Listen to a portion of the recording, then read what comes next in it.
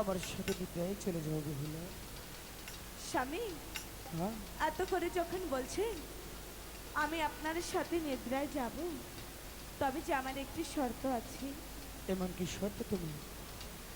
স্বামী, আপনি আমার সাথে পাশা খেলবেন?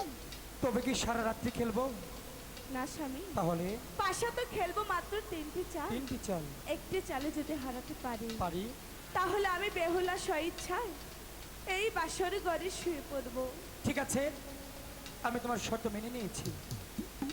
এবার তুমি তোমার পাশার গতি চালতে পারো। স্বামী, হ্যাঁ, এখনো বলছি, চলুন সারা রাত্রি গল্প করে কাটিয়ে দিই। আমি তো বলছি পাশা খেলায় আমি যদি হেরে যাই, তুমি আমাকে যা বলবে আমি তাই করব। আর যদি তুমি হেরে যাও, তাহলে আমার সাথে তোমার নিদ্রায় যেতে হবে। হ্যাঁ স্বামী, ঠিক আছে, আপনাকে এত করে বললাম, কিছুতেই আমার কথা শুনলেন না স্বামী। আমি আপনার সাথে পাশাই খেলবো। ঠিক আছে, তুমি তোমার পাশার গুটি হাতে নিতে পারো। ওরে আনা পাশার গুটি খেলবো যে দুই জানে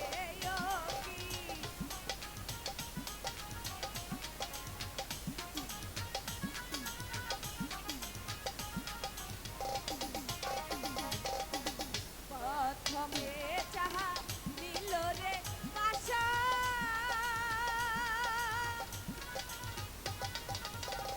ভাই গো লুকাই হে রে গেল না! এ কি হচ্ছে?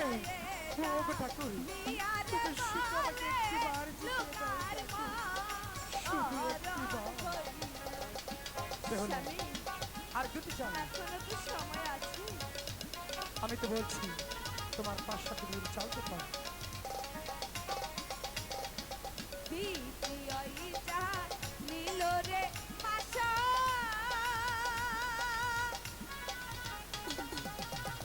ভাই গো লুকাই হে রে গেল না! পাশায় আমি হারতে পারি না ঠাকুর।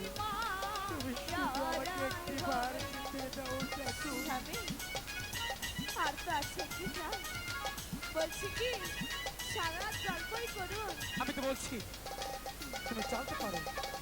দ্বিতীয় ইচ্ছা নিল রে পাশা,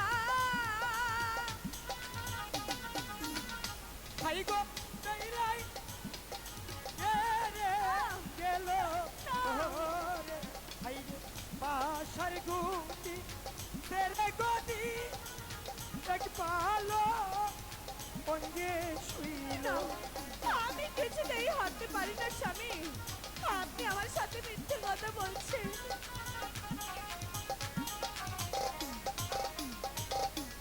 স্বামী, বেহুলা, আপনি আমার সাথে মিথ্যে কথা বলছেন। তুমি আমাকে শর্ত দিয়েছো, আমি তোমার শর্ত মেনে নিয়েছি। তাই তো বলছি পাশা খেলা হেরে গিয়েছে তুমি, জিতে গিয়েছি আমি। আমার সাথে তোমার নিদ্রায় যেতে হবে। ঠিক আছে স্বামী, কথা যখন দিয়েছি সেই কথা আমি অবশ্যই পালন করব। ঠিক আছে, চলো।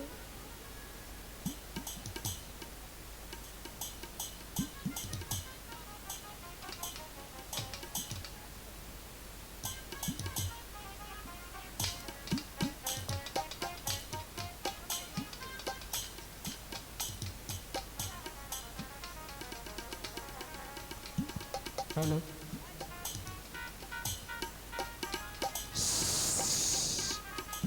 এই তো আমি ধ্যান করে দেখতে পেলাম ওই চাম্পাইপুর চান্দু সদগর, তার ঘরে আছে স্বর্ণের লক্ষিন্দর।